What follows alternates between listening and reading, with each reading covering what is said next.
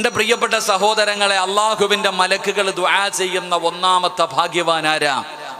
അള്ളാഹുവിന്റെ മലക്കുകളുടെ ദുആ കിട്ടുന്ന ഒന്നാമത്തെ ഭാഗ്യവാനാരാ? അള്ളാഹുവിന്റെ പ്രവാചകൻ സല്ലല്ലാഹു അലൈഹി വസല്ലമ തങ്ങൾ പ്രവാചകൻ അവിടെന്ന് പറയുകയാണ്, അള്ളാഹുവിന്റെ വിശുദ്ധമായ ഖുർആൻ അവിടെന്ന് പറയുകയാ, അള്ളാഹുവിന്റെ മലക്കുകൾ ദുആ ചെയ്യുന്ന ഈ സദസ്സിലിരിക്കുന്ന ഭാഗ്യവാൻ ആരെന്നറിയുമോ?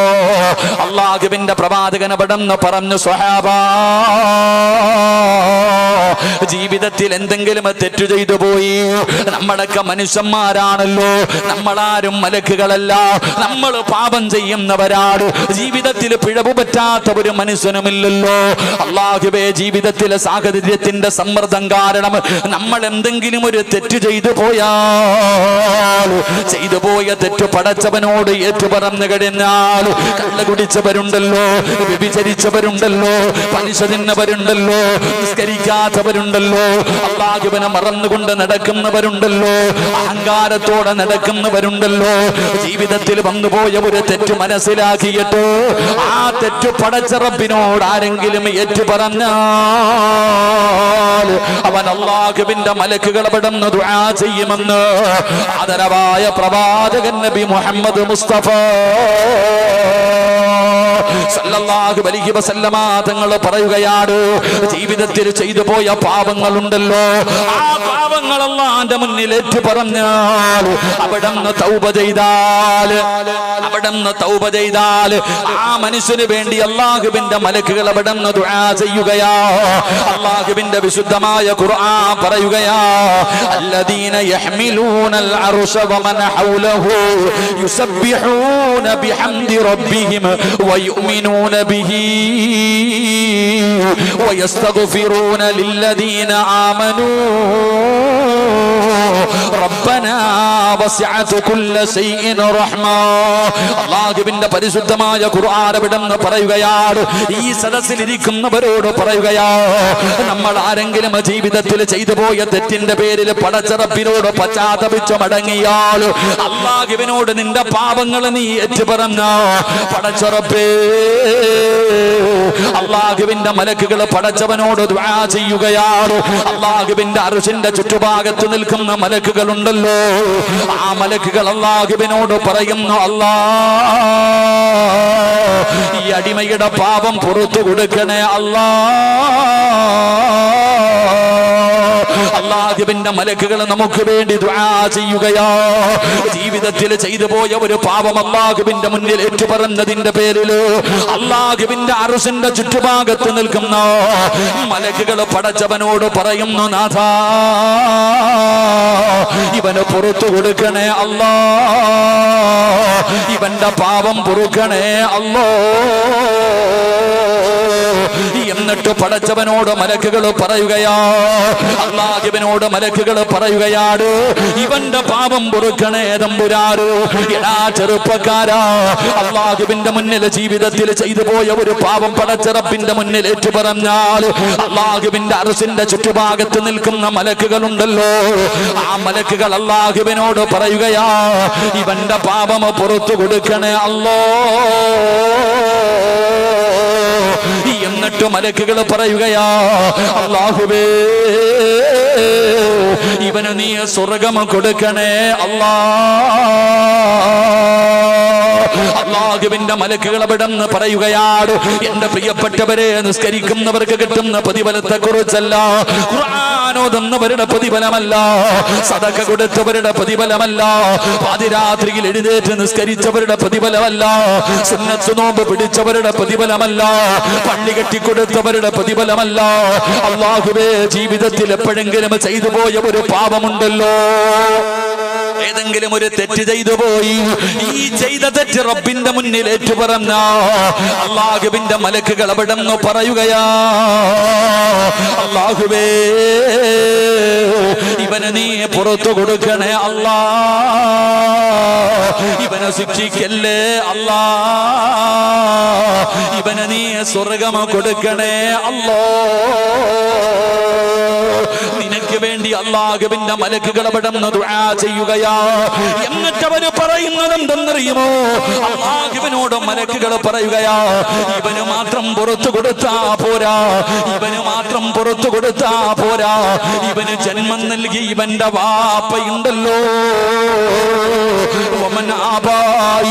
പടച്ചവര് ഇവന് ജന്മം കൊടുത്ത ഇവന്റെ പിതാവുണ്ടല്ലോ, അതാ ഇവന് വേണ്ടി ജീവിച്ച ഇവന്റെ വാപ്പയുണ്ടല്ലോ.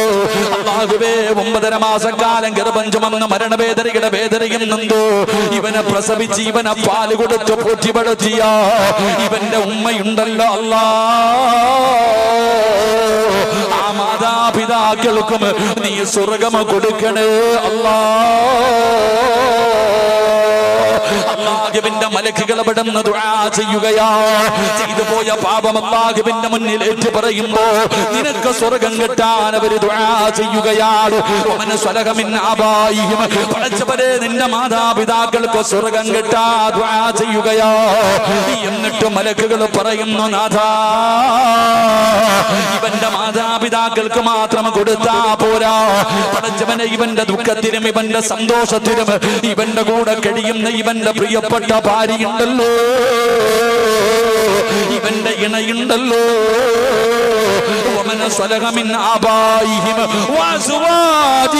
പടച്ചവനെ, ഇവന്റെ ഭാര്യയുണ്ടല്ലോ, ആ പാവപ്പെട്ടവൾക്കും നീ പുറത്തു കൊടുക്കണേ അല്ലാ, അവൾക്കും നീ സ്വർഗ്ഗം കൊടുക്കണേ അല്ലാ. എന്നിട്ട് അവിടുന്ന് മലക്കുകളെ നിർത്തുന്നില്ല, അവര് പറയുകയാ,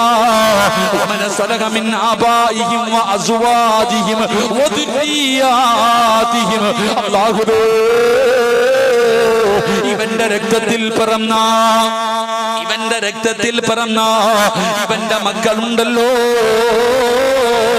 ആ മക്കൾക്കും നീ പുറത്തു കൊടുക്കണേ അല്ലാ, ഇവന്റെ മക്കൾക്കും നീ പുറത്തു കൊടുക്കണം തമ്പുരാരോ, അവരോട് കരുണ കാണിക്കണം തമ്പുരാരോ, അവരെ നീ നരകത്തിലിട്ട് ശിക്ഷിക്കല്ലേ അല്ലാ, അവർക്ക് നീ സ്വർഗ്ഗം കൊടുക്കണേ അല്ലാ.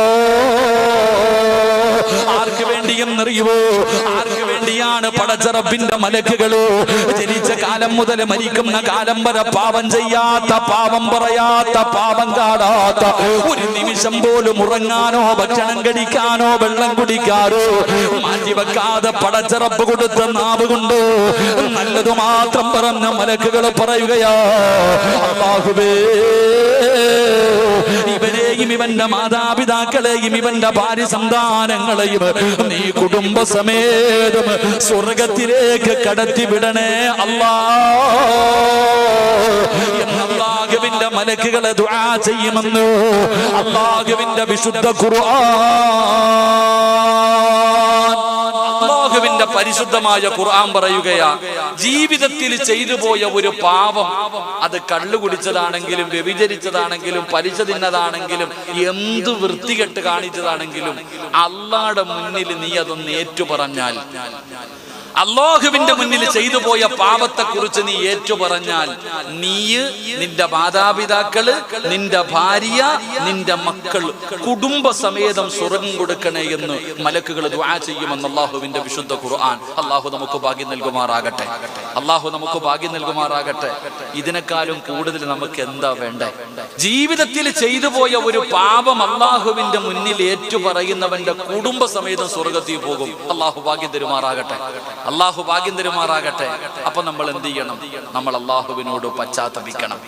നമുക്കാണെങ്കിൽ ദുആ ചെയ്യാൻ മടിയാ, നമ്മളാണെങ്കിൽ എന്റെ പ്രിയപ്പെട്ട സഹോദരങ്ങളെ ദുആ ചെയ്യാൻ പേടിയാ, നമുക്ക് മടിയാ. അല്ലാഹുവിന്റെ മുന്നിൽ കൈ ഉയർത്താൻ സമയമുണ്ടോ നമുക്ക്? ഉസ്താദന്മാര് പറയും ദുആ ചെയ്യണം, ദുആ ചെയ്യണം, ദുആ ചെയ്യണം. എന്തിനാ ഉസ്താദ് ഇത്ര ദുആ ചെയ്യുന്നേ? എന്തിനാ ഉസ്താദ് ഇത്ര ദുആ ചെയ്യുന്നേ? എടാ പൊന്നാര ചങ്ങാതി, ദുആ ചെയ്താലുള്ള പ്രതിഫലം അറിയോ? നിന്റെ ശബ്ദം മലക്കുകൾക്ക് പരിചയമുണ്ടാകും. ഞാൻ എപ്പോഴും അല്ലാഹുവിനോട് ദുആ ചെയ്യുന്നുണ്ടെങ്കിൽ എന്റെ ശബ്ദം അല്ലാഹുവിന്റെ മലക്കുകൾക്ക് പരിചയമുണ്ടാകും. ഞാൻ ദുആ ചെയ്യുമ്പോ അല്ലാഹുവിന്റെ മലക്കുകൾ അല്ലാഹുവിനോട് പറയും, പടച്ചോനെ, സിറാജ് ദുആ ചെയ്യുന്നു റബ്ബേ. ആകാശത്ത് നിൽക്കുന്ന മലക്കുകൾ, അല്ലാഹുവിന്റെ അർശിന്റെ ഭാഗത്ത് നിൽക്കുന്ന മലക്കുകൾ അല്ലാഹുവിനോട് പറഞ്ഞു കൊടുക്കും, പടച്ചവനെ, സിറാജ് ദുആ ചെയ്യുന്ന റബ്ബേ, നീ അവനൊക്കെ പുറത്തു കൊടുക്ക് റബ്ബേ, അവന്റെ ആഗ്രഹം സാധിപ്പിച്ചു കൊടുക്ക് റബ്ബേ എന്നും മലക്കുകൾ പറയുമെന്ന് നബിയുനാ റസൂലുള്ളാഹി. അങ്ങനെ മലക്കുകൾക്ക് നമ്മുടെ ശബ്ദം പരിചയമുണ്ടാകണമെങ്കിൽ നമ്മൾ ദുആ ചെയ്യണം. നമ്മളോ പള്ളിയിലെ ഖതീബ് പാവം ജുമാ നിസ്കാരം കഴിഞ്ഞ് 5 വഖത്ത് നിസ്കാരം കഴിഞ്ഞിട്ട് റബ്ബേ എന്ന് പറഞ്ഞ് ദുആ ചെയ്യുമ്പോ എവിടെ റോഡിൽ നിൽക്കുന്നുണ്ട്, ജുമായ്ക്ക് പോയതാ വെള്ളിയാഴ്ച. ഉസ്താദ് ദുആ ചെയ്യുമ്പോ ഇറങ്ങി ഓടുക. സലാം വീട്ടിൽ കഴിഞ്ഞാൽ പിന്നെ ഓട്ടമാണല്ലോ, ഓട്ട മത്സരമാണല്ലോ. ആരാപ്പ ഇരിക്കണത്? കുറച്ചു പേര് ഇരിക്കാറില്ല, പിന്നെ ചിലരിയ്ക്കും. അവരുടെ ഇരുത്തം കണ്ടു കഴിഞ്ഞാൽ സദ്യ ഉണ്ണാനിരിക്കുന്നത് പോലെ ഇങ്ങനെ 2 കാലം അങ്ങോട്ട് വെച്ചിട്ട് അങ്ങോട്ട് ഇരിക്കും. ഒരു കൈ നേരെ പിടിക്കുമോ? ഈ ആമീൻ ഉസ്താദിന് തന്നെ തോന്നുന്നു ഞാൻ ആർക്ക് വേണ്ടി അല്ലാഹ് ഈ ദുആ ചെയ്യണമെന്ന്. കാരണം പള്ളിക്കാട്ടിൽ ഇരിക്കണ പോലെ ആമീൻ പറയുന്ന ശബ്ദം കേൾക്കാറില്ല. ചിലരുടെ കൈ പിടിച്ചിരിക്കണത് ഇങ്ങനെ പിടിച്ചിട്ട് ഒരു ഇരിപ്പ ഇങ്ങനെ തറയിലിട്ടിരിക്കുക, ഇങ്ങനെ ആർക്കോ വേണ്ടി ഓക്കാനിക്കുന്നത് പോലെ. ഒന്ന് ആലോചിച്ചു സഹോദരൻ, നമ്മളെക്കാളും വലിയ മടിയന്മാർ ഈ ലോകത്തുണ്ടോ? അള്ളാഹു നമുക്ക് ഈമാൻ നൽകുമാറാകട്ടെ. നമ്മൾ ദുആ ചെയ്യണം. എന്തിനാ ഇത്ര മടി കാണിക്കാം? ജീവിതത്തിൽ ചെയ്തു പോയ പാപങ്ങൾ അള്ളാഹുവിന്റെ മുന്നിൽ ഏറ്റുപറയും. ഇഖ്ലാസ് വേണ്ടേ?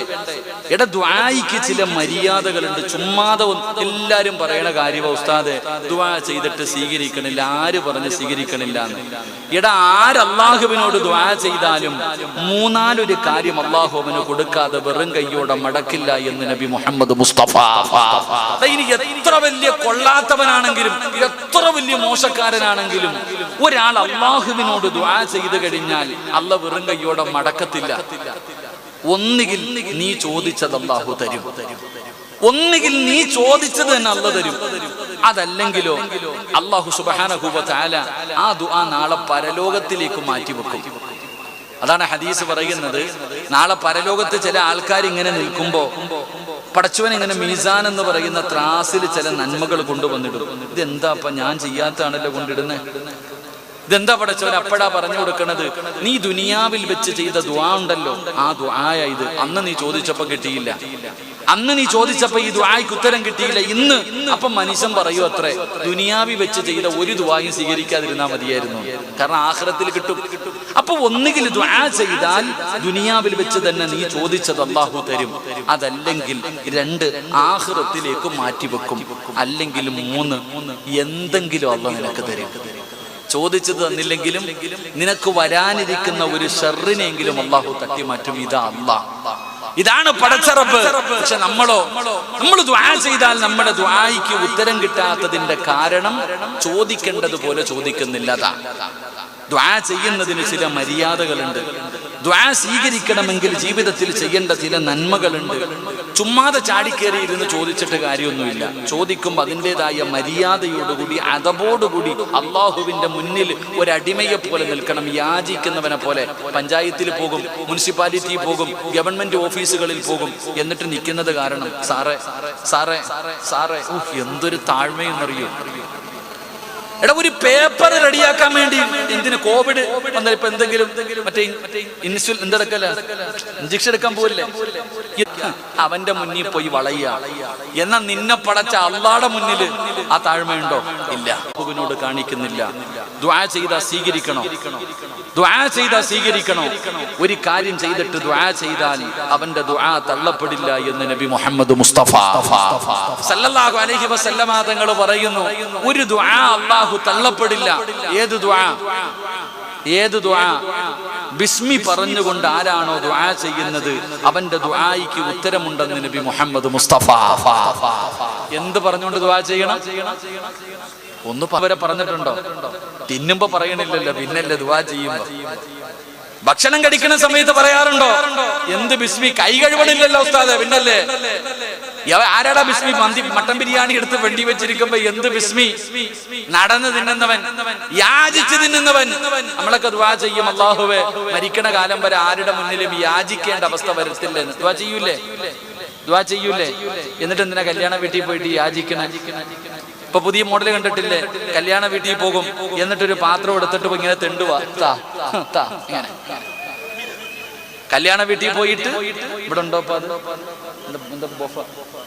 ബൊഫേ സിസ്റ്റം, എങ്ങനെ പോയിട്ട് തെണ്ടുവാ, ഇങ്ങനെ ഇങ്ങനെ തെണ്ടി തിന്ന. അള്ളാഹു കാക്കമാറാകട്ടെ. അതിന് പോകുന്നവനെ മടല് വെട്ടിയിട്ട് തല്ലണ്ടേ? ഞാൻ പോകാറില്ല അങ്ങനെയുള്ള കല്യാണത്തിന്. എനിക്ക് ഭക്ഷണം മുന്നിൽ കൊണ്ട് വെക്കണം, ഞാൻ അങ്ങോട്ട് പോയി അങ്ങനെ ഇരക്കാറില്ല. എന്റെ പ്രിയപ്പെട്ട സഹോദരങ്ങളെ, ബിസ്മി പറഞ്ഞിട്ട് ഭക്ഷണം കഴിക്കണം. അതുകൊണ്ടാണ് നബി സല്ലല്ലാഹു അലൈഹി വസല്ലം തങ്ങൾ പറഞ്ഞത്, ഇബ്ലീസ് ഇങ്ങനെ നിൽക്കുന്ന വീട്ടില്, ഇബ്ലീസ് വീട്ടിൽ ഇങ്ങനെ നിൽക്കും, ഇബ്ലീസിന്റെ മക്കളും നിൽക്കും.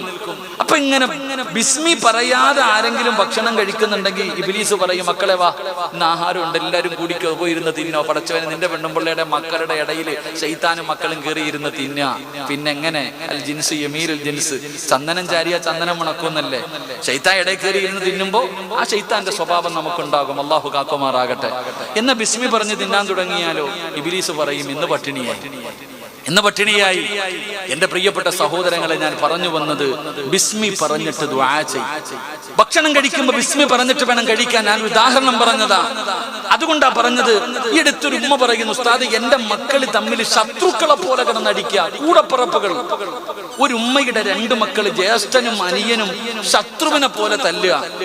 അതിന്റെ കാരണം എന്താ? എന്റെ പ്രിയപ്പെട്ട സഹോദരങ്ങളെ, ഈ നാട്ടിൽ അള്ളാഹു ഇഷ്ടപ്പെടുന്ന ഏറ്റവും നല്ല ഭവനം ഏതെന്നറിയോ? അള്ളാഹു ഇഷ്ടപ്പെടുന്ന ഈ നാട്ടിലെ ഏറ്റവും നല്ല വീട് ഒരുമിച്ചിരുന്ന് ഒരു പാത്രത്തിൽ ഭക്ഷണം കഴിക്കുന്ന വീടാണെന്ന് നബി മുഹമ്മദ് മുസ്തഫ. ഏത് വീട്? ഭാര്യയും ഭർത്താവും മക്കളും ഒരുമിച്ചിരുന്ന്, ആരുടെ വീട്ടിലിരുന്നാണ് ഒരുമിച്ചിരുന്ന് ഭക്ഷണം കഴിക്കുന്നത്, ആ വീട്ടിലാണ് അള്ളാഹു ഈ നാട്ടിൽ ഏറ്റവും ഇഷ്ടപ്പെടുന്ന വീട്. അള്ളാഹു നമ്മുടെ വീട് അങ്ങനെ ആക്കി തരുമാറാകട്ടെ. നിങ്ങൾ ആരെങ്കിലും അങ്ങനെ കഴിക്കാറുണ്ടോ? ഭാര്യയും ഭർത്താവും മക്കളും ഒരുമിച്ചിരുന്ന് ഒരു പാത്രത്തിൽ കഴിക്കണ ആരെങ്കിലും ഉണ്ടെങ്കിൽ ഒന്ന് കൈപൊക്കിക്കേ. ചുമ്മാതല്ല വീട്ടിൽ ബദർ യുദ്ധം നടക്കുന്നേ. എങ്ങനെ തിന്നാനാ? അതെങ്ങനെ തിന്നാനാ? പണ്ടങ്ങനെ ഭർത്താവ് കഴിച്ചതിന്റെ ബാക്കി കഴിക്കാൻ ഭാര്യ നോക്കി നിൽക്കും, ബറക്കത്തിന് ഇത്തിരി വെക്കും, അതേ പാത്രത്തിൽ കഴിക്കും, ഇല്ലെങ്കിൽ ഒരു പാത്രത്തിൽ കഴിക്കും. ഇന്നോ നിങ്ങൾ ആരെങ്കിലും തിന്നിട്ട് നിങ്ങളുടെ ബാക്കി നിങ്ങളുടെ ഭാര്യയ്ക്ക് കൊടുത്തു നോക്കും, ഓളത് തിന്നൂല. എന്തിനും മക്കൾക്ക് കൊടുക്ക്. എടാ, പണ്ട് നമ്മുടെ ഉമ്മ ഒരു ചെറിയ ചട്ടിക്കകത്ത് ചോറും കറിയും എല്ലാം കൂടെ വാരിയിട്ടിട്ട് ഈ സിമെന്റ് കുഴക്കണ പോലെ ഒരു കുഴച്ചിട്ട് ഇങ്ങനെ വാരി തരുമ്പോ ഓടിച്ചെന്ന് ആർത്തിയോടെ തിന്നും. ഞാൻ തിന്നിട്ടുണ്ട്, നിങ്ങളും തിന്നിട്ടുണ്ട്. ഇന്ന് നിങ്ങൾ ആരെങ്കിലും ഒരു 5-6 വയസ്സുള്ള മകന്റെ മുന്നിൽ വെച്ച് കുഴച്ചിട്ട് വേണം നോക്കുമ്പോൾ അവൻ പറയും, ഉമ്മ തിന്നോളാൻ, അവൻ തിന്നൂല. ഇതാ നമ്മൾ മനസ്സിലാക്കേണ്ടത്. എന്റെ പ്രിയപ്പെട്ട സഹോദരങ്ങളെ, ഞാൻ പറഞ്ഞു വന്നത്, ബിസ്മി പറഞ്ഞിട്ട് കഴിക്കുക, ബിസ്മി പറഞ്ഞിട്ട് ദുആ ചെയ്യുക. ബിസ്മി പറഞ്ഞിട്ട് ദുആ ചെയ്താൽ ആ ദുആയ്ക്ക് ഉത്തരമുണ്ടെന്ന് നബി മുഹമ്മദ് മുസ്തഫ സല്ലല്ലാഹു അലൈഹി വസല്ലമ തങ്ങൾ അവിടുന്ന് പറഞ്ഞു തരുമ്പോൾ എന്റെ പ്രിയപ്പെട്ടവരോട് പറയുകയാണ്, എന്റെ പ്രിയപ്പെട്ട സഹോദരാ, ജീവിതത്തിൽ ചെയ്തു പോയ പാപങ്ങൾ മുഴുവനും പടച്ച റബ്ബിന്റെ മുന്നിൽ ഏറ്റു പറയൂ. ഉസ്താദേ, എന്റെ ദുആ അല്ലാഹു സ്വീകരിക്കുന്നില്ല. സ്വീകരിക്കാതിരിക്കാനുള്ള കാരണം എന്തെന്നറിയോ? ചോദിക്കേണ്ടതുപോലെ നീ ചോദിക്കാത്തത് കൊണ്ടാ. അല്ലാഹുവിനോട് ചോദിക്കേണ്ടതുപോലെ ചോദിക്കാത്തത് കൊണ്ടാ. എങ്ങനെയാണ് ചോദിക്കേണ്ടതെന്നറിയോ? പാപങ്ങളോരോ ഉസ്താദ് പറഞ്ഞു തരികയാ. എങ്ങനെയാണ് പടച്ച റബ്ബിനോട് തൗബ ചെയ്യേണ്ടതെന്നറിയോ? എങ്ങനെയാണ് ദുആ ചെയ്യേണ്ടതെന്നറിയോ? പൊറുക്കന്റെ പാപമാ സയ്യിദി വെറുക്കാതെ പൊറുക്കുന്നവനാരുണ്ട് നീയല്ലാതെ. ഇഹലോകാർഭാടങ്ങളെന്നെ വലച്ചതാ, നഫ്സെന്ന ഉന്തി തള്ളിവിട്ടു ചതിച്ചതാ. അല്ലാതെ ധിക്കരിച്ചല്ല റബ്ബേ നിന്നെ, അതുകൊണ്ട് ആട്ടരുതിലാഹേ എന്നെ. അല്ലാഹുവിനോട് പറയണം, പടച്ചവനെ, നിന്നെക്കാളും പൊറുക്കുന്ന ഒരാളും ഈ ലോകത്തില്ല, നിന്നെ പോലെ പൊറുക്കുന്ന ഒരാളും ഈ പ്രപഞ്ചത്തിലില്ല. പടച്ചവനെ, ജീവിതത്തിൽ ഒരുപാട് പിഴവുകൾ വന്നുപോയി. ഇതൊക്കെ പടച്ചവനെ ഇബ്ലീസ് ചതിച്ചതാണല്ലോ, പെട്ടുപോയതാണല്ലോ, സാഹചര്യത്തിന്റെ സമ്മർദ്ദത്തിൽ ചെയ്തു പോയതാ. അല്ലാഹുവേ, അഹങ്കാരത്തോടെ ചെയ്തതല്ല. എന്ത് ചെയ്താലും നീ കാണുമെന്ന് എനിക്കറിയാം. എന്നിട്ടും ചെയ്തത് അഹങ്കാരമല്ല, അല്ലാ പറ്റിപ്പോയതാണ് റബ്ബേ, എനിക്ക് പുറത്തു തരണേ അല്ലാ. അല്ലാഹുവിനോട് ദുആ ചെയ്യണം ചെറുപ്പക്കാരാ. അതുകൊണ്ട് എന്റെ പ്രിയപ്പെട്ടവരോട് പറയുകയാണ്, നീ ചെയ്തു പോയ ഒരു തെറ്റിന്റെ പേരിൽ പടച്ച റബ്ബിനോട് പശ്ചാത്തപിച്ച് മടങ്ങിയോ, നീയും നിന്റെ ഭാര്യയും നിന്റെ മാതാപിതാക്കളും നിന്റെ മക്കളും സ്വർഗ്ഗത്തിലോ. അതുകൊണ്ട് എന്തുകൊണ്ടാണ് തൗബ ചെയ്യാൻ പറയുന്നത്? നിങ്ങളെ തൗബയെ പിന്തിപ്പിക്കല്ലോ, നിങ്ങളെ തൗബയെ പിന്തിപ്പിക്കല്ലോ. കാരണമെന്നറിയോ? തൗബ ചെയ്താ കിട്ടുന്ന പ്രതിഫലമെന്തെന്നറിയോ? മഹാനായ നബി മുഹമ്മദ് മുസ്തഫ സല്ലല്ലാഹു അലൈഹി വസല്ലമ തങ്ങൾ അവിടുന്ന് സ്വഹാബത്തിനോട് പറഞ്ഞു കൊടുക്കുകയാണ് തൗബയെ കുറിച്ച്. പ്രവാചകൻ അവിടുന്ന് തൗബയെ കുറിച്ച് പറഞ്ഞു കൊടുക്കുമ്പോ ജീവിതത്തിൽ ചെയ്തു പോയ പാപം പടച്ച റബ്ബിന്റെ മുന്നിൽ ഏറ്റു പറയുന്നവർക്ക് പടച്ച റബ്ബ് കൊടുക്കുന്ന പ്രതിഫലത്തെ കുറിച്ച് അല്ലാഹുവിന്റെ റസൂൽ അവിടുന്ന് പറഞ്ഞു കൊടുക്കുമ്പോ പ്രവാചകന്റെ മുന്നിലേക്ക് ഒരു ചെറുപ്പക്കാരൻ കടന്നു വരികയോ. മഹാനായ മായിസ് റളിയല്ലാഹു തആല അൻഹു, യുവത്വത്തിന്റെ നടുവിലൂടെ നടന്നു പോകുന്ന മായിസ് എന്ന് പറയുന്ന ചെറുപ്പക്കാരനുണ്ടല്ലോ, അല്ലാഹുവിന്റെ പ്രവാചകന്റെ മുന്നിലേക്ക് കടന്നു വരികയോ. യാ റസൂലല്ലാഹ്, അല്ലാഹുവിന്റെ നബിയേ, എന്നെ ശുദ്ധീകരിക്കണം നബിയേ. അല്ലാഹുവിന്റെ പ്രവാചകന്റെ മുന്നിൽ മായിസ് വന്നിട്ട് പറയുകയാ. എന്താണ് പറയുന്നതെന്നറിയോ? അല്ലാഹുവിന്റെ നബിയേ, ഞാൻ വ്യഭിചരിച്ചു നബിയേ, ഞാൻ വ്യഭിചരിച്ചു നബിയേ പോലെ പറയുന്നു പോമായിസ്. അല്ലാഹുവിന്റെ റസൂൽ അവിടുന്ന് പറയുകയാ പോമായിസ് എന്ന് പറഞ്ഞു പ്രവാചകൻ അവിടുന്ന് പറഞ്ഞു വിടുകയാ. കാരണമെന്തെന്നറിയോ? വ്യഭിചരിച്ചവനെ എറിഞ്ഞു കൊല്ലണമെന്നാണ് ഇസ്ലാമിന്റെ വിധി. അതുകൊണ്ട് പ്രവാചകൻ അവിടുന്ന് കേൾക്കാത്തത് പോലെ പറഞ്ഞു വിടുകയാ. പോയി തൗബ ചെയ്യട്ടെ, പോയി തൗബ ചെയ്യട്ടെ. അല്ലാഹുവിന്റെ പ്രവാചകൻ അവിടെ നാട്ടി വിടുകയാണ്. പക്ഷേ മായിസിന് സമാധാനമില്ല. രണ്ടാമതും അല്ലാഹുവിന്റെ പ്രവാചകന്റെ മുന്നിലേക്ക് കടന്നു വരികയാ. യാ റസൂലല്ലാഹ്, അല്ലാഹുവിന്റെ നബിയേ, എന്നെ ശുദ്ധീകരിക്കണം നബിയേ. പ്രവാചകൻ അവിടെന്ന് പറഞ്ഞു സ്വഹാബാ, മായിസ് കള്ളു കുടിച്ചിട്ടുണ്ടോ എന്ന് നോക്കൂ സഹാബാ, കള്ളു കുടിച്ചിട്ടുണ്ടോ എന്ന് നോക്കൂ സഹാബ. സ്വഹാബികൾ പറഞ്ഞു നബിയേ, മായിസ് റളിയല്ലാഹു തആല അൻഹു കള്ളു കുടിക്കുന്ന സ്വഹാബിയല്ല. പടച്ചവനെ, മായിസ് റളിയല്ലാഹു തആല അൻഹു മൂന്നാമതും അല്ലാഹുവിന്റെ പ്രവാചകന്റെ മുന്നിലേക്ക് കടന്നു വന്നിട്ട് അവിടുന്ന് പറഞ്ഞു യാ റസൂലല്ലാഹ്, എനിക്കറിയാ എന്നെ എറിഞ്ഞു കൊല്ലണമെന്നാണ് ഇസ്ലാമിന്റെ വിധി, എന്നെ എറിഞ്ഞു കൊല്ലണമെന്നാണ് ഇസ്ലാമിന്റെ വിധി. എനിക്കറിയാ നബിയേ, എനിക്കറിയാ നബിയേ. എന്നിട്ടും ഞാൻ ഈ ശിക്ഷ ഏറ്റുവാങ്ങാനുള്ള കാരണം എന്തെന്നറിയോ? അല്ലാഹു നീതിമാനാ, അല്ലാഹു നീതിമാനാ. ഒരു തെറ്റിന്റെ പേരില് അല്ലാഹു 2 പ്രാവശ്യം ഒരു മനുഷ്യനെ ശിക്ഷിക്കില്ല എന്ന് ആദരവായ പ്രവാചകൻ നബി മുഹമ്മദ് മുസ്തഫ സല്ലല്ലാഹു അലൈഹി വസല്ലമ തങ്ങൾ പറയുകയാ, ഒരു തെറ്റിന്റെ പേരിൽ 2 പ്രാവശ്യം അല്ലാഹു ശിക്ഷിക്കൂല. അതുകൊണ്ട് യാ റസൂലല്ലാഹ്, ഇവിടത്തെ ശിക്ഷ സഹിക്കാൻ കഴിയുമല്ലോ? മരണത്തോടുകൂടി ഒരു അവസാനമുണ്ടല്ലോ. പക്ഷേ നാളെ പരലോകത്ത് ചെല്ലുമ്പോ എനിക്ക് കഴിയില്ല നബിയേ. ഒരു വ്യഭിചാരിയെ പോലെ, ഒരു പാവിയെ പോലെ അല്ലാഹുവിന്റെ മുന്നിലേക്ക് കടന്നു ചെല്ലാൻ എനിക്ക് പേടിയാ നബിയേ. നരകത്തിന്റെ തീ എനിക്ക് പേടിയാ നബിയേ. എന്റെ പ്രിയപ്പെട്ടവരെ, പ്രവാചകൻ സ്വല്ലല്ലാഹു അലൈഹി വസല്ലം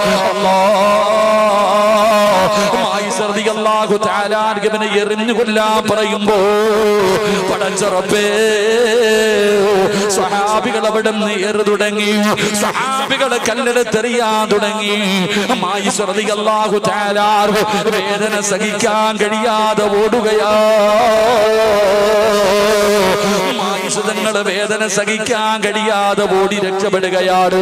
പടച്ചവരെ, സ്വഹാബികൾ വന്ന് പറഞ്ഞു, യാ റസൂലല്ലാഹ്, മായിസ് ഓടി രക്ഷപ്പെട്ടു നബിയേ.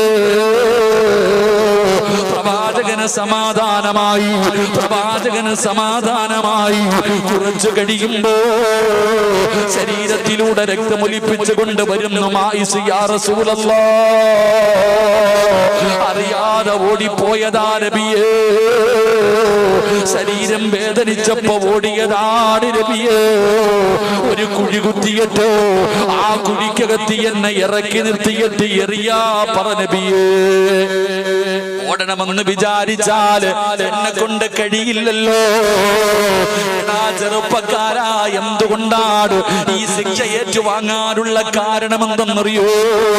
ഇവിടെ വെച്ച് അതിന്റെ ശിക്ഷ ഏറ്റുവാങ്ങിക്കഴിഞ്ഞാൽ നാളെ പടച്ചറപ്പിന്റെ മുന്നിൽ രക്ഷപ്പെടാൻ കഴിയുമല്ലോ.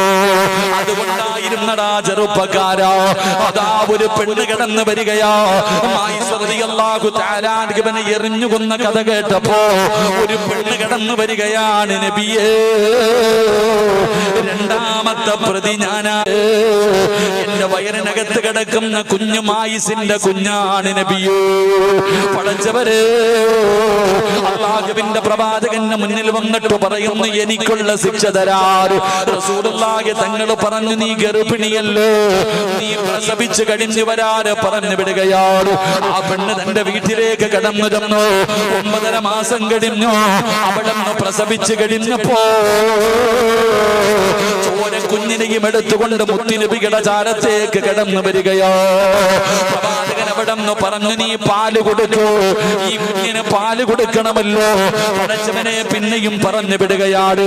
അവസാനം തന്റെ കുഞ്ഞ് പാലുകുടി നിർത്തിയപ്പോ, ഭക്ഷണം കഴിക്കാൻ തുടങ്ങുന്ന സമയമെത്തിയപ്പോ ആ ചോര കുഞ്ഞുമായിട്ട് മുത്തുനബിയുടെ മുന്നിൽ കൊണ്ടുവന്നിട്ട് കുഞ്ഞിന്റെ വായിലേക്ക് മറ്റുള്ള ഭക്ഷണം വെച്ച് കൊടുത്ത് കാണിച്ചു കൊടുക്കുകയാ.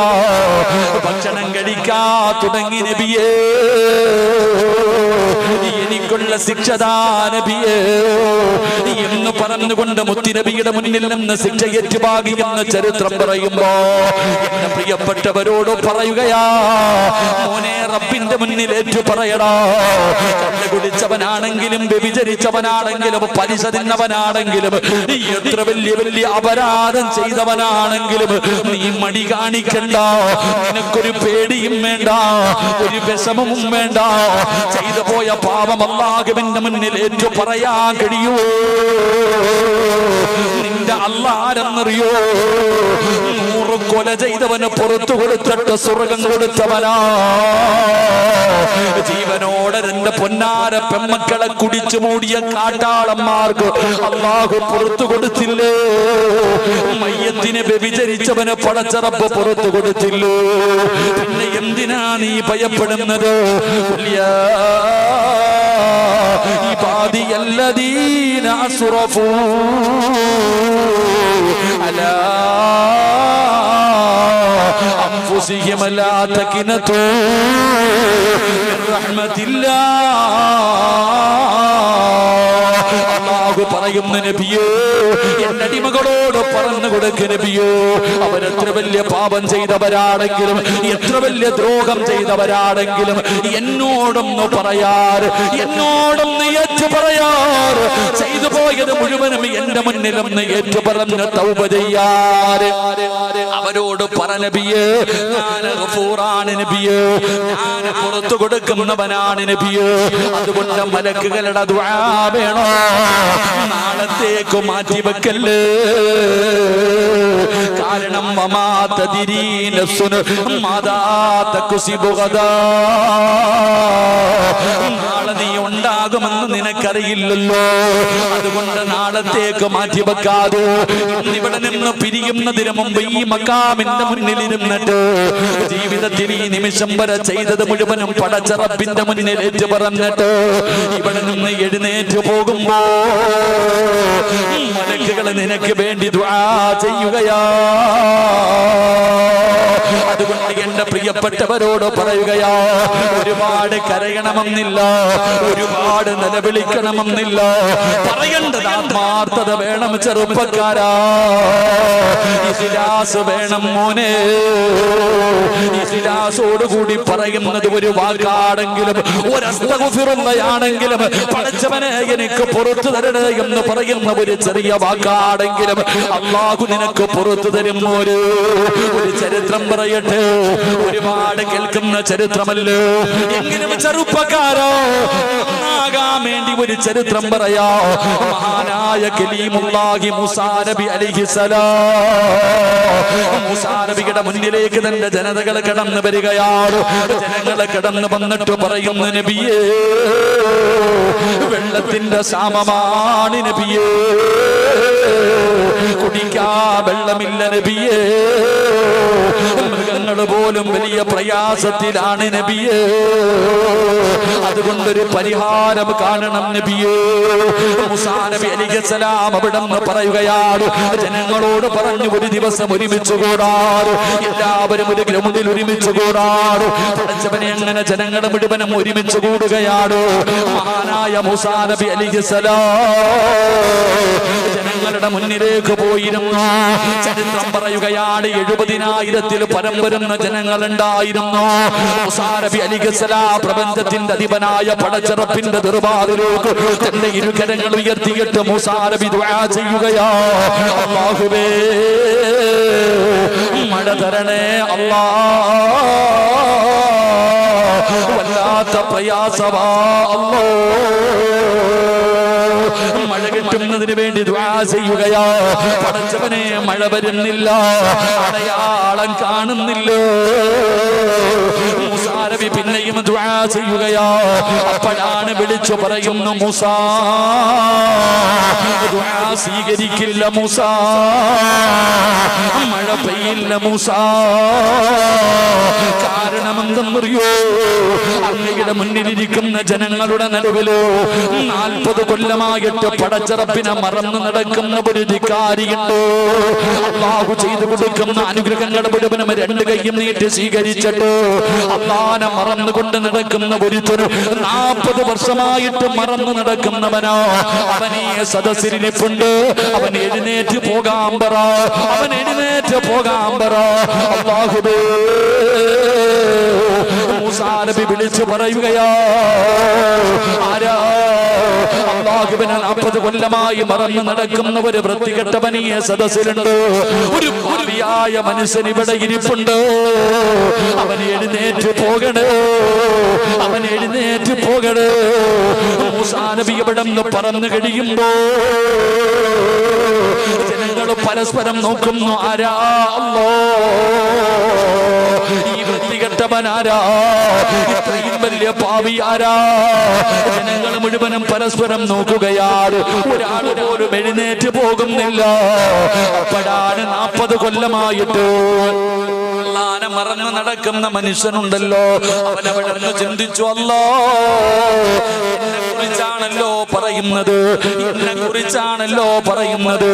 ഞാനിവിടെ നിന്ന് എഴുന്നേറ്റ് പോയാ ജനങ്ങൾ അറിയുമല്ലോ, നാണം കെടുമല്ലോ.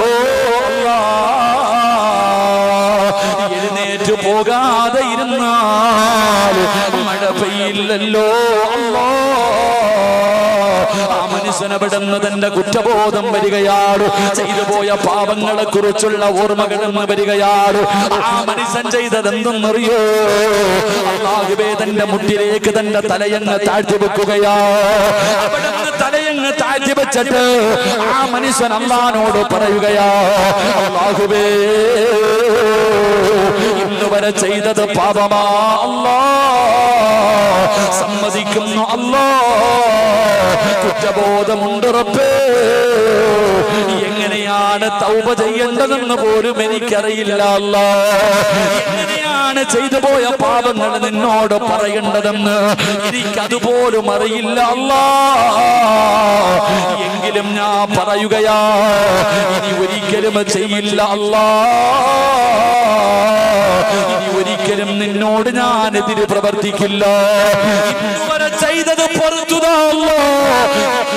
ചെയ്തത് എനിക്ക് പുറത്തു താ അല്ലാഹ്. എന്നിട്ട് ആ മനുഷ്യൻ പറയുന്നു, അല്ലാഹ് എന്റെ തൗബ സ്വീകരിച്ചാൽ, എന്റെ പാപം പൊറുത്താൽ മഴ തരണേ അല്ലാഹ്, മഴ തരണേ അല്ലാഹ്.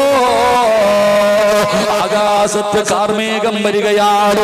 ജനങ്ങൾ മുഴുവനും മഴ വരുന്നത് കണ്ടപ്പോ സന്തോഷം കൊണ്ടവരോടുകയാ. ആകാശത്ത് നിന്ന് മഴത്തുള്ളികൾ ഭൂമിയുടെ മടിത്തട്ടിലേക്ക് പെയ്തിറങ്ങുകയാണ്. മൂസാ നബിക്ക് അത്ഭുതമായി, റബ്ബേ ഒരാളും എഴുന്നേറ്റ് പോയില്ലല്ലോ, ഒരാളും എഴുന്നേറ്റ് പോയില്ലല്ലോ. അലൈഹിസ്സലാം കടന്നു വന്നിട്ട് പറഞ്ഞു കൊടുക്കുകയാ, മൂസ നബിയേ ആ മനുഷ്യൻ അല്ലാഹുവിനോട് തൗബ ചെയ്തു. ആ മനുഷ്യന്മാരെ അല്ലാഹുവിന് വല്ലാത്ത ഇഷ്ടമാ. പടച്ച റബ്ബിനെ പേടിച്ച് 5 നേരം നിസ്കരിച്ച് നടക്കുന്നവർ അല്ലാഹുവിന് വല്ലാത്ത ഇഷ്ടമാ. ഇതുപോലെ ജീവിതത്തിൽ ചെയ്തു പോയ തെറ്റുണ്ടല്ലോ, ആരെങ്കിലും അല്ലാഹുവിനോട് ഏറ്റു പറഞ്ഞാൽ അവന് അല്ലാഹുവിന് വല്ലാത്ത ഇഷ്ടമാണെന്ന് ആദരവായ പ്രവാചകൻ നബി മുഹമ്മദ് മുസ്തഫ സല്ലല്ലാഹു അലൈഹി വസല്ലമ തങ്ങൾ പറയുമ്പോ അല്ലാഹുവിന്റെ മലക്കുകളുടെ ദുആ കിട്ടുന്ന ഒന്നാമത്തെ വിഭാഗം ആരെന്നറിയോ? ജീവിതത്തിൽ ചെയ്തു പോയ പാപങ്ങൾ അല്ലാഹുവിന്റെ മലക്കുകൾ ദുആ ചെയ്യുമെന്ന് അല്ലാഹുവിന്റെ വിശുദ്ധ ഖുർആൻ. രണ്ടാമത്തെ വിഭാഗമാരാ? അല്ലാഹുവിന്റെ പ്രവാചകൻ അവിടെന്ന് പറഞ്ഞു തരികയാ. അല്ലാഹുവിന്റെ ഖുർആൻ അവിടെന്ന് പറയുകയാണ്, എന്റെ പ്രിയപ്പെട്ട സഹോദരങ്ങള്, നമ്മളൊക്കെ നമസ്കരിക്കുന്നവരാണല്ലോ, പള്ളിയിലെ ഖതീബിന്റെ പുറകിൽ നിന്ന് നിസ്കരിക്കുന്നവരാണല്ലോ. ഉസ്താദ് അവിടെന്ന് ഫാത്തിഹ ഓതുമല്ലോ. മലക്കുകളുടെ ദുആ കിട്ടുന്ന രണ്ടാമത്തെ വിഭാഗം, അല്ലാഹുവിന്റെ പള്ളിയിൽ നമ്മൾ നമസ്കരിക്കാൻ പോകും. പള്ളിയിലെ ഖതീബ് ഉസ്താദ് ഫാത്തിഹ ഓതും, പള്ളിയിലെ ഇമാമ് ഫാത്തിഹ ഓതും. ആ ഫാത്തിഹ ഓതി തീർന്നതിന് ശേഷം ഉസ്താദ് പറയും ആമീൻ വലല്ലാലീൻ, ആമീൻ. ആ ആമീൻ എന്ന് പറയുന്ന സമയം ആരാണോ എന്റെ പ്രിയപ്പെട്ട സഹോദരങ്ങളെ ആ സമയത്ത് ആമീൻ പറയുന്നത്, അവൻ അല്ലാഹുവിന്റെ മലക്കുകളുടെ ദുആ കിട്ടുമെന്ന് നബി മുഹമ്മദ് മുസ്തഫ സല്ലല്ലാഹു അലൈഹി വസല്ലമ തങ്ങൾ പറയുന്നു, ഉസ്താദ് വലല്ലാലീൻ ആമീൻ എന്ന് ഉസ്താദ് പറയുന്നതിന് മുമ്പേ നമ്മൾ ആമീൻ പറയും, ഇല്ലേ? ഉസ്താദ് ആമീൻ പറയുന്നതിന് മുമ്പേ നമ്മൾ പറഞ്ഞിട്ടുണ്ടാവും. അങ്ങനെ ചില ബിരുദന്മാരുണ്ട്, ഖതീബ് സുജൂദിൽ എത്തുന്നതിന് മുമ്പേ സുജൂദിൽ പോയിട്ട് നോക്കിയിരിക്കുന്ന ആൾക്കാരില്ലേ? അല്ലാഹു കാക്കുമാറാകട്ടെ, അല്ലാഹു കാക്കുമാറാകട്ടെ, ഇല്ലേ? ഉസ്താദ് സുജൂദിൽ എത്തിയിട്ടില്ല, അതിനു മുമ്പേ സുജൂദിൽ പോയി കിടക്കുന്ന ആൾക്കാരില്ലേ? നാളെ പന്നിയുടെ കോലത്തിൽ എഴുന്നേറ്റ് വരും. അല്ലാഹു കാക്കുമാറാകട്ടെ. ഏത് കോലത്തിൽ? പന്നിയുടെ കോലത്തിലാണ് നാളെ പരലോകത്ത് അവർ കടന്നു വരുന്നത്. അല്ലാഹു കാത്തിരക്ഷിക്കുമാറാകട്ടെ. എന്റെ പ്രിയപ്പെട്ട സഹോദരങ്ങളെ, ഇഹ്ദിന സിറാത്തൽ മുസ്തഖീം സിറാത്തൽ ലദീന അൻഅംത അലൈഹിം ഗൈറിൽ മഗ്ദൂബി അലൈഹിം വലല്ലാലീൻ. എന്റെ പ്രിയപ്പെട്ടവരെ, ഇമാം ഓതുമ്പോ എന്ത് പറയണം? ആമീൻ എന്ന്. ഹുറൈറ റളിയല്ലാഹു തആല അൻഹു അന്ന നബി സല്ലല്ലാഹു അലൈഹി വസല്ലം ഖാൽ ഇദാ അമ്മനൽ ഇമാമ ഫഅമ്മിനു ഫഇന്നഹു മൻ വാഫഖ. റസൂലുള്ളാഹി സ്വല്ലല്ലാഹു അലൈഹി വസല്ലം തങ്ങൾ പറയുന്നു, ഇമാം ആമീൻ ചൊല്ലിയാൽ നിങ്ങളും ആമീൻ ചൊല്ലുക, നിങ്ങളും ആമീൻ ചൊല്ലുക. ഒരാളുടെ ആമീൻ ചൊല്ലൽ മലക്കുകളുടെ ആമീനുമായി, ആ രണ്ടുമായി ഒരുമിച്ചാണ് ചെയ്യുന്നതെങ്കിൽ അവൻ ചെയ്തു പോയ പാപങ്ങൾ അല്ലാഹു പുറത്തു കൊടുക്കുമെന്ന് മഹാനായ നബി മുഹമ്മദ് മുസ്തഫ. നമ്മൾ ആമീൻ ഇമാമു വലല്ലാലീൻ എന്ന് പറഞ്ഞു, ആമീൻ. ആ സമയത്ത് നമ്മൾ ആമീൻ പറയുമ്പോ നമ്മളുടെ ആമീനും മലക്കുകളുടെ ആമീനും തമ്മിൽ യോജിച്ചു കഴിഞ്ഞാൽ നീ രക്ഷപ്പെട്ടു. നിന്റെ പാപങ്ങൾ മുഴുവനും അല്ലാഹു പുറത്തു തരും. സഹീഹുൽ ബുഖാരിയിലുള്ള ഹദീസ. അല്ലാഹു നമുക്ക് ഈമാൻ നൽകുമാറാകട്ടെ, അല്ലാഹു നമുക്ക് ഈമാൻ നൽകുമാറാകട്ടെ. എന്റെ പ്രിയപ്പെട്ടവരെ, നമ്മുടെ പാപങ്ങൾ പൊറുക്കാൻ അതൊരു കാരണമാണ്. നമ്മുടെ പാപങ്ങൾ പൊറുക്കുവാൻ എന്റെ പ്രിയപ്പെട്ട സഹോദരങ്ങളെ, പള്ളിയിൽ പോയി നിസ്കരിക്കുക. നിസ്കരിക്കുമ്പോൾ ഇമാമിന്റെ കൂടെ, അതെങ്ങനെ? ഉസ്താദ് വലിയ സൂറത്താണ് ഓതുന്നതെങ്കിൽ തീരാറാകുമ്പോഴേ നമ്മൾ കയറത്തുള്ളൂ. ഉസ്താദ് വലിയ സൂറത്താണ് ഓതുന്നതെങ്കിൽ തീരാറാകുമ്പോഴേ കയറത്തുള്ളൂ. ഉസ്താദ് എങ്ങാനും വലിയ സൂറത്ത് ഓതി ആലോചിച്ച് വയ്ക്ക്, പിന്നെ പരാതിയ കമ്മിറ്റി ഓഫീസിൽ പരാതിയ ഉസ്താദ് ഇങ്ങനെ വലിയ സൂറത്ത് ഓതിയ. എന്റെ പ്രിയപ്പെട്ട സഹോദരങ്ങളെ, നിസ്കാരത്തിന്റെ ഓത്ത് ദീർഘിപ്പിക്കണമെന്നാണ്. ഒറ്റയ്ക്ക് നിസ്കരിക്കുന്ന സമയത്തൊക്കെ നമ്മൾ എന്ത് ചെയ്യണം? നിസ്കാരം ദീർഘിപ്പിക്കണം, ഖുർആൻ പാരായണം ദീർഘിപ്പിക്കണം. നിസ്കാരം ദീർഘിപ്പിച്ചു കഴിഞ്ഞാൽ അവന്റെ മരണവേദന അള്ളാഹു എളുപ്പമാക്കി കൊടുക്കും, അവന്റെ മരണം അള്ളാഹു എളുപ്പമാക്കി കൊടുക്കും. അള്ളാഹു നമുക്ക് ഭാഗ്യം നൽകുമാറാകട്ടെ. പിന്നെ ഉസ്താദന്മാര് ചെറിയ സൂറത്ത് ഓതുന്നത് വെറുതെ അല്ല. നിങ്ങൾ ചോദിക്കുമല്ലേ, എന്തുവാടാ ഉസ്താദ് എന്നും ഈ വദ്ദുഹ തന്നെ, ഉസ്താദ് എന്നും വദ്ദുഹ തന്നെ ഓതുന്നത്, എന്താ ഉസ്താദിന് വലിയ സൂറത്തൊന്നും അറിയത്തില്ലേ എന്ന് ചോദിക്കുന്ന വാപ്പമാരുണ്ട്. പാപ്പ മുത്തുനബി സല്ലല്ലാഹു അലൈഹി വസല്ലം തങ്ങൾ പറഞ്ഞിട്ടുണ്ട്, ഇമാമുമാര് ചെറിയ സൂറത്ത് ഓതിയിട്ടേ നിസ്കരിക്കാവൂ. പള്ളിയിലെ ഖതീബന്മാർ എന്ത് ചെയ്യണം? ചെറിയ സൂറത്ത് ഓതിയിട്ട് നിസ്കരിക്കണം. കാരണം എന്താ? അപ്പൊ ഇവിടത്തെ പള്ളിയിലെ ഖതീബ് നിസ്കരിക്കുമ്പോ എത്രയോ പ്രായമുള്ളവർ ഉസ്താദിന്റെ പുറകെ നിൽക്കുന്നുണ്ട്, രോഗികൾ നിൽക്കുന്നുണ്ട്. യാത്രക്കാര് പള്ളി കണ്ടപ്പോ ഒന്ന് നിസ്കരിച്ചിട്ട് പോകാന്ന് പറഞ്ഞ് ചാടിക്കേറി നിന്നതാ. ഉസ്താദ് ബക്കറ ഓതിക്കൊണ്ടിരുന്ന ഈ പുറകെ നിൽക്കുന്നവൻ പറയും, പടച്ചോൻ ഇങ്ങേരെന്താ ഹത്ത ഓതുന്നോ അല്ല, തീരുന്നില്ല അല്ല. ചിന്തിച്ചു നോക്ക്. എടാ, ഇമാമിന്റെ പുറകിൽ നിൽക്കുന്നവനെ പ്രയാസപ്പെടുത്തരുത്. അതാ മനസ്സിലാക്കേണ്ടത്. ഇബാദത്തിന്റെ വിഷയം പോലും, നിസ്കരിക്കുന്ന സമയത്ത് പോലും തന്റെ പുറകിൽ നിൽക്കുന്നവരെ പ്രയാസപ്പെടുത്തരുതെന്ന അള്ളാന്റെ ദീൻ പഠിപ്പിക്കുന്നത്. അള്ളാഹു ഈമാൻ നൽകുമാറാകട്ടെ. അപ്പൊ ഉസ്താദ് വലിയ സൂറത്ത് ഓതിക്കൊണ്ട് നിന്നാ നമ്മൾ പുറകിൽ നിന്നിട്ട് ഇങ്ങനെ ആക്ക, എന്തിന് നിർത്താൻ? നമ്മൾ നിർത്താൻ. നമ്മൾ ആരെന്നറിയോ? ഈ പറഞ്ഞതിനർത്ഥം കുലുഹുള്ള ഇന്നത്തിനെ അടിക്കണമെന്നല്ല. നമ്മളാരാ? റമളാൻ മാസം വരുമ്പോ ചില പള്ളികളിൽ ഹത്ത ഓതും, അവിടെ പോകത്തില്ല. വല്ലുഹ മുതൽ താഴോട്ട് ഓതുന്ന പള്ളി തെരഞ്ഞു പോകുന്ന ബിരുദന്മാരാ നമ്മൾ. അള്ളാഹു കാക്കുമാറാകട്ടെ. ഉസ്താദ് എന്നും വല്ലുഹ തന്നെ ഓതുന്നത്, എന്താ ഉസ്താദിന് വലിയ സൂറത്തൊന്നും അറിയത്തില്ലേ എന്ന് ചോദിക്കുന്ന വാപ്പമാരുണ്ട്. പാപ്പ മുത്തുനബി സല്ലല്ലാഹു അലൈഹി വസല്ലം തങ്ങൾ പറഞ്ഞിട്ടുണ്ട്, ഇമാമുമാര് ചെറിയ സൂറത്ത് ഓതിയിട്ടേ നിസ്കരിക്കാവൂ. പള്ളിയിലെ ഖതീബന്മാർ എന്ത് ചെയ്യണം? ചെറിയ സൂറത്ത് ഓതിയിട്ട് നിസ്കരിക്കണം. കാരണം എന്താ? അപ്പൊ ഇവിടത്തെ പള്ളിയിലെ ഖതീബ് നിസ്കരിക്കുമ്പോ എത്രയോ പ്രായമുള്ളവർ ഉസ്താദിന്റെ പുറകെ നിൽക്കുന്നുണ്ട്, രോഗികൾ നിൽക്കുന്നുണ്ട്. യാത്രക്കാര് പള്ളി കണ്ടപ്പോ ഒന്ന് നിസ്കരിച്ചിട്ട് പോകാന്ന് പറഞ്ഞ് ചാടിക്കേറി നിന്നതാ. ഉസ്താദ് ബക്കറ ഓതിക്കൊണ്ടിരുന്ന ഈ പുറകെ നിൽക്കുന്നവൻ പറയും, പടച്ചോൻ ഇങ്ങേരെന്താ ഹത്ത ഓതുന്നോ അല്ല, തീരുന്നില്ല അല്ല. ചിന്തിച്ചു നോക്ക്. എടാ, ഇമാമിന്റെ പുറകിൽ നിൽക്കുന്നവനെ പ്രയാസപ്പെടുത്തരുത്. അതാ മനസ്സിലാക്കേണ്ടത്. ഇബാദത്തിന്റെ വിഷയം പോലും, നിസ്കരിക്കുന്ന സമയത്ത് പോലും തന്റെ പുറകിൽ നിൽക്കുന്നവരെ പ്രയാസപ്പെടുത്തരുതെന്ന അള്ളാന്റെ ദീൻ പഠിപ്പിക്കുന്നത്. അള്ളാഹു ഈമാൻ നൽകുമാറാകട്ടെ. അപ്പൊ ഉസ്താദ് വലിയ സൂറത്ത് ഓതിക്കൊണ്ട് നിന്നാ നമ്മൾ പുറകിൽ നിന്നിട്ട് ഇങ്ങനെ ആക്ക, എന്തിന് നിർത്താൻ? നമ്മൾ നിർത്താൻ. നമ്മൾ ആരെന്നറിയോ?